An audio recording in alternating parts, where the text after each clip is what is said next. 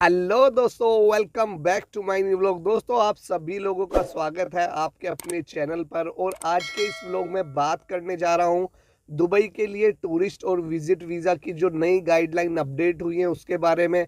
मेरी काफ़ी वीडियो पे कमेंट आए हैं, पैसेंजर्स ने बताया है जो लोग दुबई जा रहे थे, बांग्लादेश, श्रीलंका, इंडिया।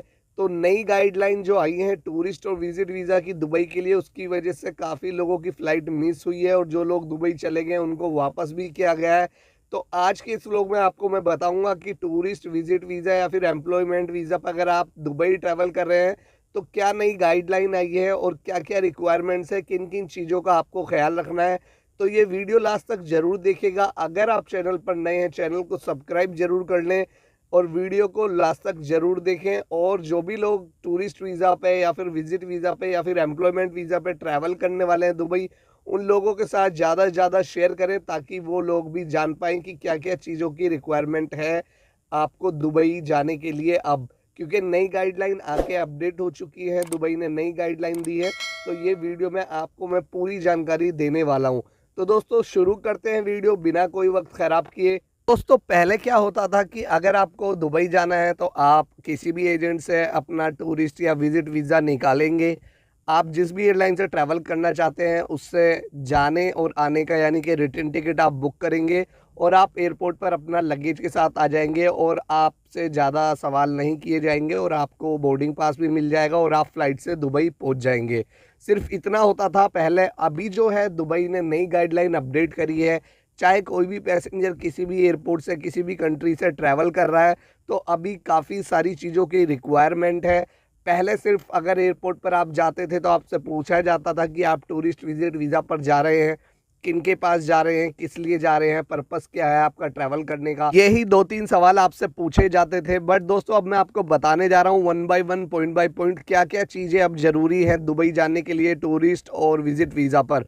तो सबसे पहले मैं आपको बताना चाहूँगा, जैसे कि पहले की तरह आप जिस भी एयरलाइन का टिकट करना चाहे उसका जाने और आने का टिकट आपके पास होना चाहिए। अगर आपका 30 डेज़ का वीज़ा है तो आपको 1 महीने के अंदर अंदर कभी भी रिटर्न टिकट एक बना लेनी है।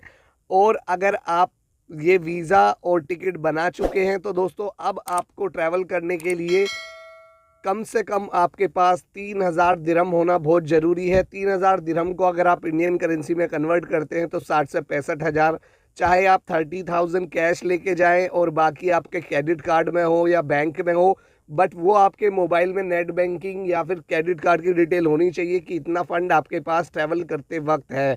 तो दोस्तों, 3000 दिरहम मिनिमम है आपके पास ज़रूर होने चाहिए टूरिस्ट या विजिट वीज़ा पर ट्रैवल करने के लिए। जाने और आने का टिकट आपके पास होना चाहिए। प्लस अगर आप किसी को वहाँ पर नहीं जानते हैं दुबई में तो आपके पास जितने भी दिन आप दुबई में रहेंगे वहाँ का कंफर्म होटल बुकिंग आपके पास होना चाहिए।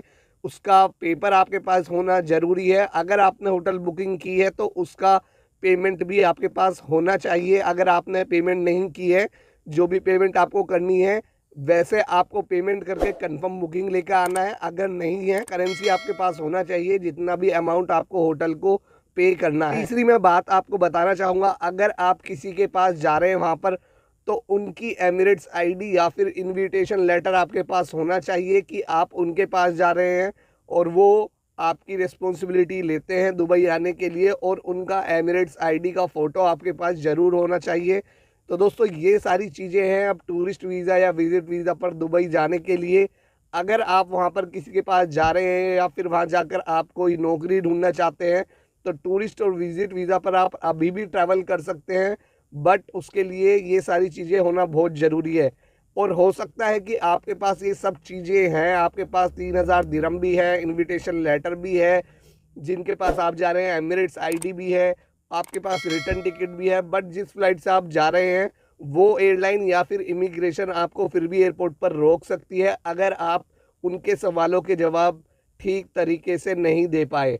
अगर आप वहां पर जाकर आपसे जो भी सवाल पूछा जाता है उसका सही तरीके से जवाब नहीं दे पाए तो भी एयरलाइन या फिर इमिग्रेशन आपको उसी एयरपोर्ट पर रोक सकती है। या फिर दुबई पहुंचने के बाद आपसे जो सवाल या जवाब किए गए इमिग्रेशन में आप उनका सही से जवाब नहीं दे पाए और उनको कोई डाउट लगा तो भी एयरलाइन या फिर इमिग्रेशन आपको वापस कर सकती है एयरपोर्ट पर।